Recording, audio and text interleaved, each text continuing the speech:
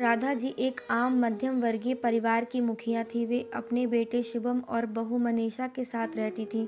एक बेटी सीमा थी जो कि शादी के बाद अमेरिका में बस गई थी। राधा जी के पति की मृत्यु बहुत पहले ही हो चुकी थी।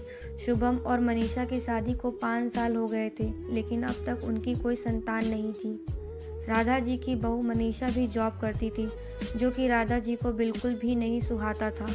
वे जल्द से जल्द दादी बनना चाहती थी, लेकिन मनीषा और शुभम यह अच्छी तरह से जानते थे कि अभी मनीषा का जॉब करना कितना ज़रूरी था।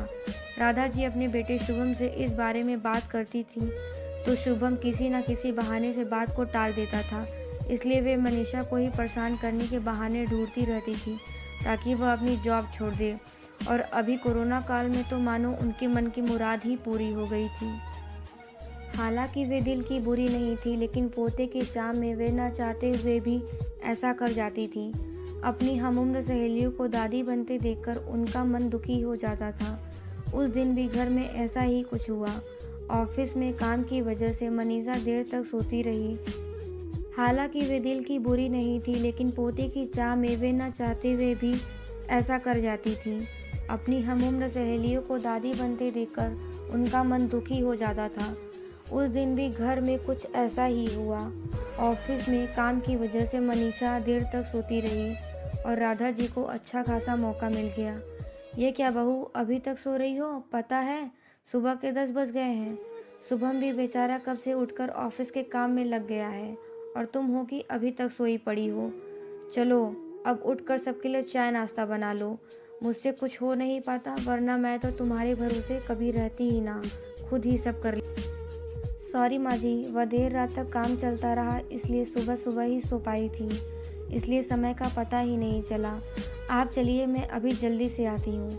हाँ हाँ ठीक है, मेरा कुछ नहीं, पर शुभम को देख लो, उसे कुछ चाहिए तो नहीं? कब से उठा है बेचारा। हे भगवान, मुझे जल्दी से ठीक कर दे, ताकि मैं अपने बेटे का ध्यान रख सकूं।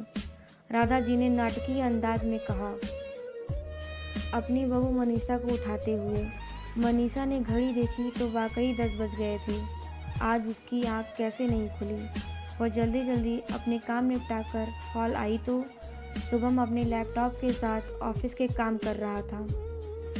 उसने किचन में जाकर चाय नाश्ता बनाया और फिर रात के बर्तन साफ किए और झाड़ू पोछा करके नहाने चली गई। दरअसल कोरोना वायरस की बढ़ती बीमारी की वजह से शहर में पूरी तरह लॉकडाउन किया गया था, इसलिए काम वाली बाई भी नहीं आ रही थी। मनीषा खुद ही एक इंटरनेशनल कंपनी में काम करती थी। उसका ऑफिस टाइम निश्चित नहीं होता था।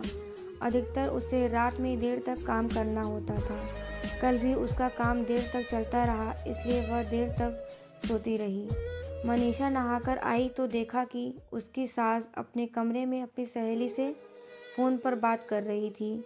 बातचीत में अपना नाम सुनकर मनीषा सास की बात सुनने लगी।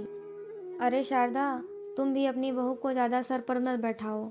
बहू को ज़्यादा उड़ने दोगी तो कल को अपनी नौकरी के चक्कर में वह तुम्हें ही घर की नौकरानी बनाकर छोड़ेगी। मैं तो भाई शुरू से ही मनीषा के नौकरी करने के खिलाफ थी। अब करे नौकरी शौक से, पर साथ साथ घर के काम भी करे। मैं तो बदन दर्द का बहाना बनाकर बैठ जाती हूँ, नहीं तो सारे काम का बोझ मेरे सिर पर ही आ गिरता। मैं कोई मुफ्त की नौकरानी थोड़े ही हूँ। मैं तो कहती हूँ तुम भी यही किया करो। सास की बात सुनकर मनीषा की आंखों में आंसू आ गए। वह जिस सास को बीमार समझकर उनकी दिन रात सेवा करती है, उन्हें एक गिलास तक उठाने नहीं देती है। सारा दिन घर का और रात में ऑफिस का काम करके थकान से चूर होकर भी उफ तक नहीं करती। उसका यह फल मिला है उसे। माना वे मेरी नौकरी के खिलाफ है, मगर यदि घर की किस्त नहीं होती तो वह भी कभी नौकरी नहीं करती। शुभम का बोझ कम करने के लिए ही तो वह नौकरी कर रही थी। खैर, अभी के मुश्किल समय में वह सास से किसी भी तरह का बहस नहीं करना चाहती थी, जिससे घर का माहौल खराब हो। इसलिए वह उनकी बात को नज़रअंदाज करके वहाँ से चली गई। लेकिन उसकी नज़रों में राधा जी की इज्जत ज़रूर कम हो गई थी। दूसरे दिन सुबह सुबह राधा जी की बेटी सीमा का अमेरिका से फ़ोन आया। सीमा की सास उसके पास अमेरिका आई हुई थी। आदत के अनुसार राधा जी ने जैसे ही सीमा की सास की बुराई करनी चाही, वैसे ही सीमा ने उन्हें डपट दिया।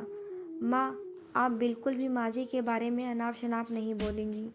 पता है आपके चक्कर में आकर मैंने उनके साथ कितना बुरा व्यवहार किया था, लेकिन आज मुझे उनकी कीमत पता चल गई है। तुम तो उनके यहाँ पर आने के कितने खिलाफ थी, मगर आज अगर वे यहाँ नहीं होती तो न जाने हमारा क्या हाल होता। तुम्हें तो पता ही है कि मेरा नौकरी करना कितना ज़रूरी है। कोरोना ने यहाँ भी ऐसा कहर ढाया है कि घर से ही सब काम करना पड़ रहा है। किट्टू का बेबी केयर सेंटर भी बंद है। मैं और राजेश फुल टाइम बिजी रहते हैं। ऐसे में माजी ने अकेले ही किट्टू के साथ साथ पूरे घर का सारा काम संभाला हुआ है। मुझे कुछ भी नहीं करने देती है। अगर वे नहीं होती तो माँ हमारा क्या होता, यह सोचकर ही रोंगटे खड़े हो जाते हैं। सच में माँ, वे कोई साधारण महिला नहीं है, बल्कि मेरे लिए तो देवी के समान है। मेरे इतना अपमान करने के बावजूद। और सीमा रोने लगी। उसने फ़ोन कट कर दिया। सीमा की बात सुनकर राधा जी की भी आंखें भर आईं। उन्हें अपनी भूल का एहसास हो गया था। मनीषा तो वाकई उनका कितना ख्याल रखती है। उनकी कड़वी से कड़वी बात का भी बुरा नहीं मानती है, उल्टे जवाब भी नहीं देती है। वाकई अभी का समय तो एक दूसरे को हौसला देने का है, सारे गिले शिकवे भुलाकर एक दूसरे की मदद करने का है। तो फिर वे स्वार्थ में कैसे अंधी हो गई थी, इतना कैसे गिर गई थी कि ऐसे मुश्किल समय में अपने ही परिवार की सहायता नहीं कर सकती। मनीषा, आज से घर के कामों की आधी जिम्मेदारी मेरी रहेगी। मैंने आज तक तुम्हें जो भी कहा है और किया है उसके लिए सॉरी। चलो अब तुम जाकर आराम करो, खाना मैं बना लूँगी। इधर सास का बदला हुआ रूप देखकर मनीषा भी काफ़ी खुश थी और अपनी सास के प्रति उसके मन में फिर से पहले वाला सम्मान वापस आ गया था। उन्होंने उसी समय मनीषा को बुलाकर उसके सिर पर प्यार से हाथ फेरते हुए कहा, शायद हमारे जीवन में मुश्किल समय आता ही इसलिए है कि हमें एक दूसरे की अहमियत का पता चले। अपनी गलतियों का एहसास होने और आगे बढ़कर माफ़ी मांगने से वाकई इंसान छोटा नहीं बल्कि बहुत बड़ा बन जाता है, राधा जी की तरह।